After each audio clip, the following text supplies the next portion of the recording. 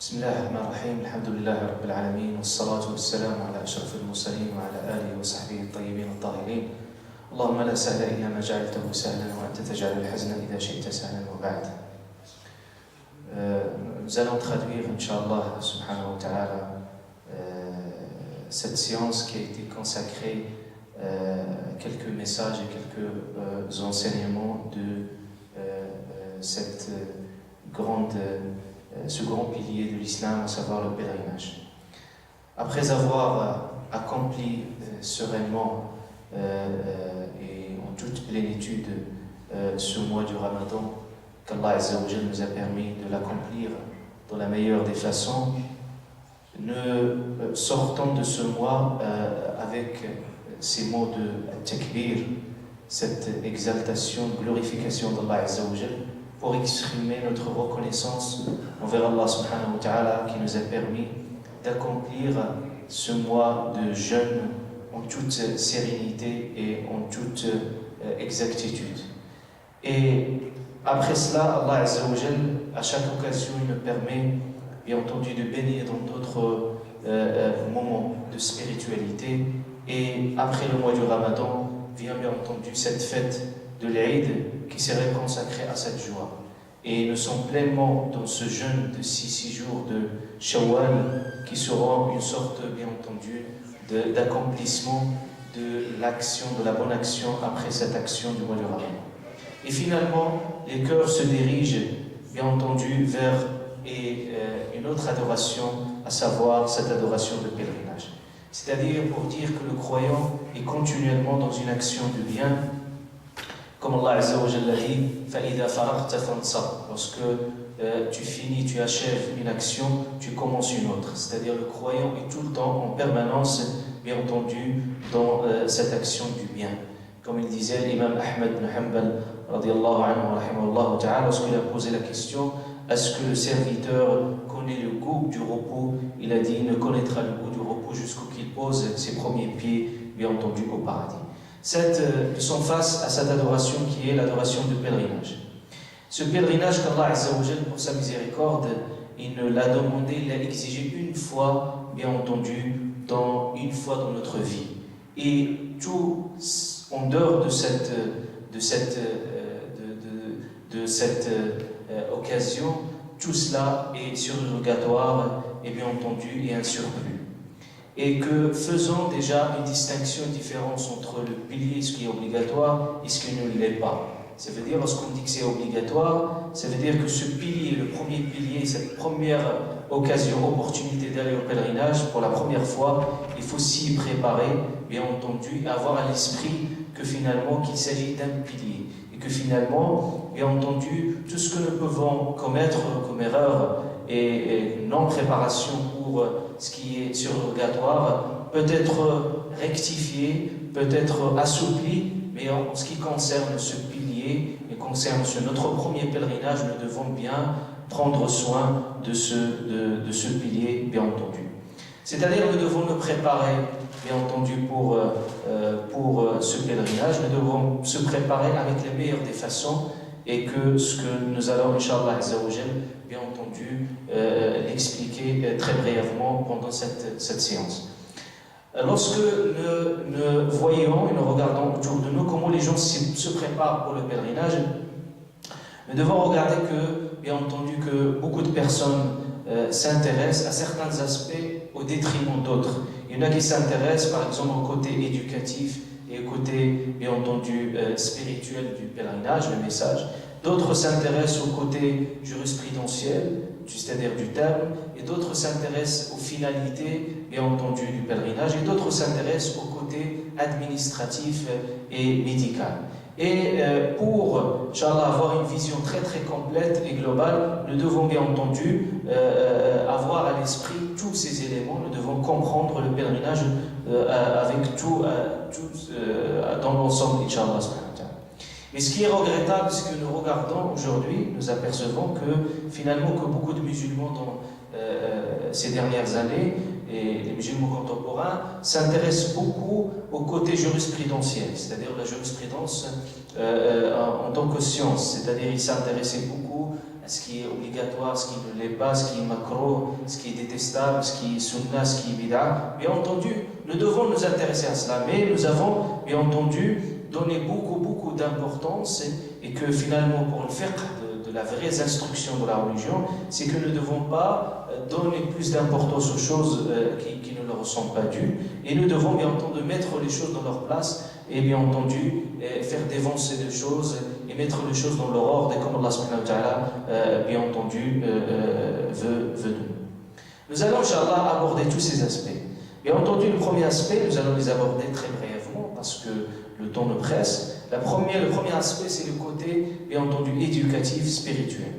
Dans ce côté-là, nous devons nous poser la question suivante: quelle motivation et quelle intention qui nous anime pour ce pèlerinage? Nous devons filtrer bien entendu nos intentions et se poser cette question de pour quelle raison, pourquoi je vais y aller, et donc quelles sont mes motivations et quels sont mes objectifs et quels sont mes buts. C'est très important de vous poser ces questions. Nous devons nous poser ces questions parce que même dans le régime du Hajj veut dire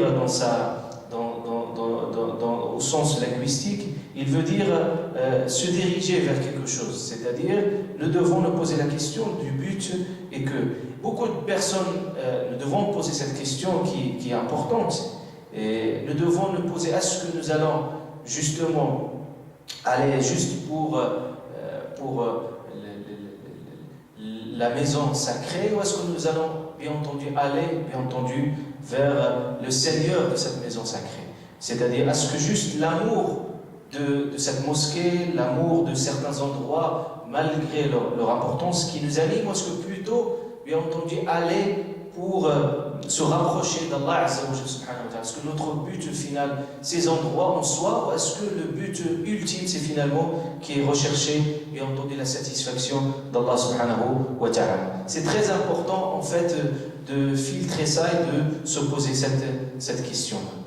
Également, nous devons bien entendu respecter scrupuleusement bien entendu les rites tels qu'ils nous ont été transmis. Même lorsqu'il s'agit des choses banales, là où il faut s'y arrêter, là où il faut embrasser quelque chose, nous ne devons pas faire plus qu'il le faut, et nous devons bien entendu nous poser toujours cette question que ces rites-là nous sont transmis, nous est demandé, nous est exigé de les faire par acte d'adoration. Et finalement, c'est dans cet esprit-là que Sayyidina Omar ibn Khattab radiallahu anhu, lorsqu'il a embrassé la pierre noire, il a dit: Wallahi, il a dit, je sais que tu es une pierre qui ne porte ni profit ni préjudice, et si je n'ai pas vu le prophète en train de t'embrasser, je ne t'embrasserai jamais.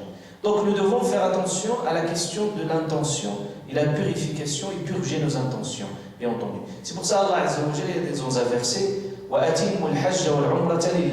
veut dire accomplissez le pèlerinage, le petit pèlerinage à l'Umrah pour Allah. Pourquoi ce verset? Pourquoi Allah insiste énormément sur cette question de l'intention? Parce qu'Allah subhanahu wa ta'ala, c'est finalement que dès qu'on entre dans ce projet de pèlerinage, cette intention nous échappe pour plusieurs raisons, et que beaucoup de personnes y partent pour plusieurs raisons, pour plusieurs objectifs. Mais nous devons faire le travail sur soi pour corriger nos intentions, pour que Allah subhanahu wa ta'ala soit notre but ultime. C'est pour ça que nous disons tout le temps, à chaque instant dans Talbiya, Labbaik Allahumma labbaik, c'est-à-dire nous répondons à l'appel d'Allah Azza wa Jalla. Nous dit: nous sommes là en train de répondre à ton appel.